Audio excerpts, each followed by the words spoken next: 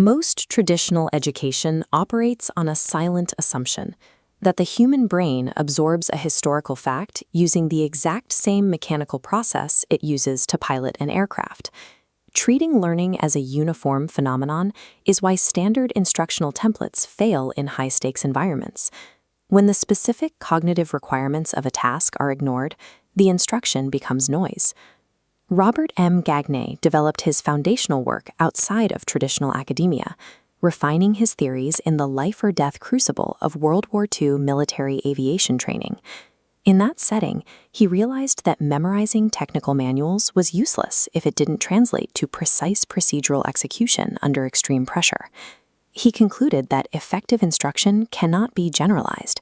It must be reverse-engineered from the specific type of capability the learner needs to acquire. Mid-century psychology was dominated by behaviorism, a school of thought focused entirely on external stimuli and observable responses. It treated the human mind as an unknowable black box. The Cold War pressure and the launch of Sputnik forced a change in perspective, as American scientists were tasked with maximizing human intellectual capacity. Gagne's 1965 work, The Conditions of Learning, looked inside that black box by adopting a cognitive information processing model of the brain. This model views the learner as an active processor of data, moving through sequential stages: sensory input, selective attention, semantic encoding into short-term memory, storage in long-term memory, and eventual retrieval. Under this framework, effective instruction is the deliberate engineering of the external environment to trigger and support these specific internal cognitive stages.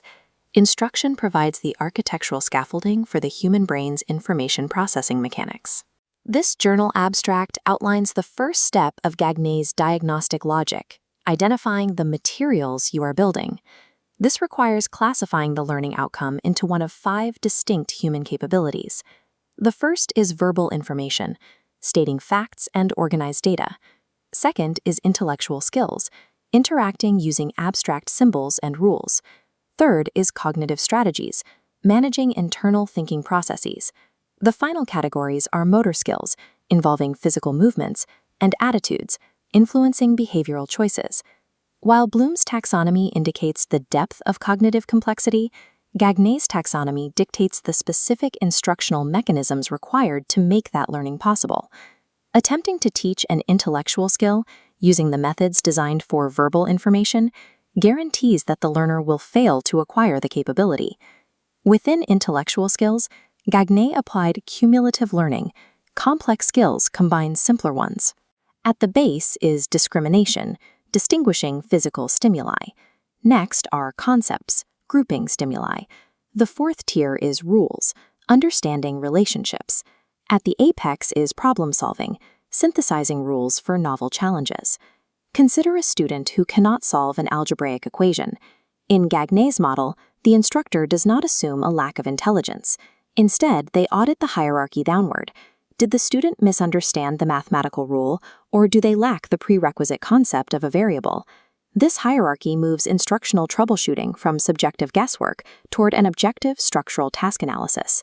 Once the outcome is categorized and the prerequisites mapped, the designer must align the specific conditions of learning. Internal conditions are the learner's current cognitive state and the specific prerequisite knowledge they have already stored in long-term memory. External conditions are the manipulated environment, the media, the pacing, and the feedback provided by the instructor or system. The external condition must match the internal requirement. Teaching a motor skill requires repetitive physical practice, while teaching an attitude requires a credible role model. Instructional design is the act of engineering an external condition to bridge a specific gap in the learner's internal conditions. This infographic shows the most recognized application of Gagne's theory, the 9 events of instruction. These are not a random list of teaching tips. They are a chronological sequence designed to guide the brain through its own information processing stages.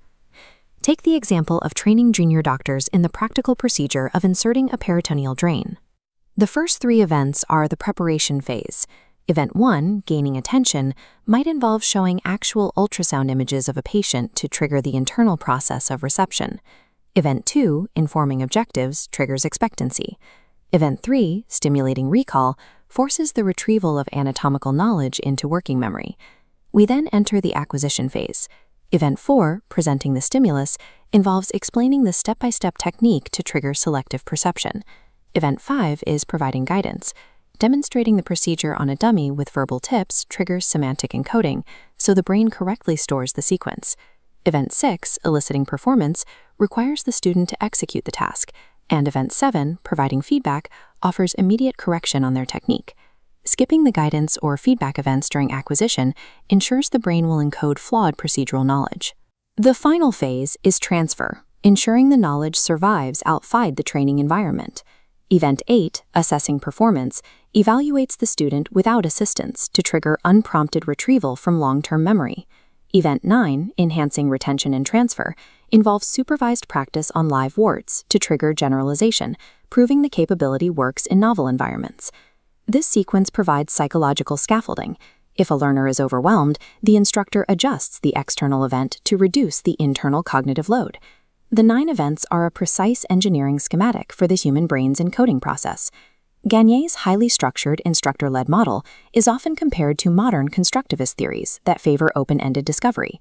While constructivism is useful for creative exploration, Gagne's model remains the gold standard for technical, procedural, and compliance training where precision is required. The logic of Gagne's 1965 framework is seeing a resurgence in artificial intelligence and digital adoption platforms. An AI system can act as a dynamic executor of Gagne's theory, analyzing a user's internal state by identifying prerequisite knowledge gaps. When the system detects confusion, it triggers the precise external condition needed, such as a pop-up smart tip providing real-time learning guidance.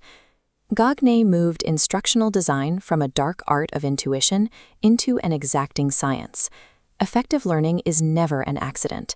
It is the result of a meticulously engineered environment that respects the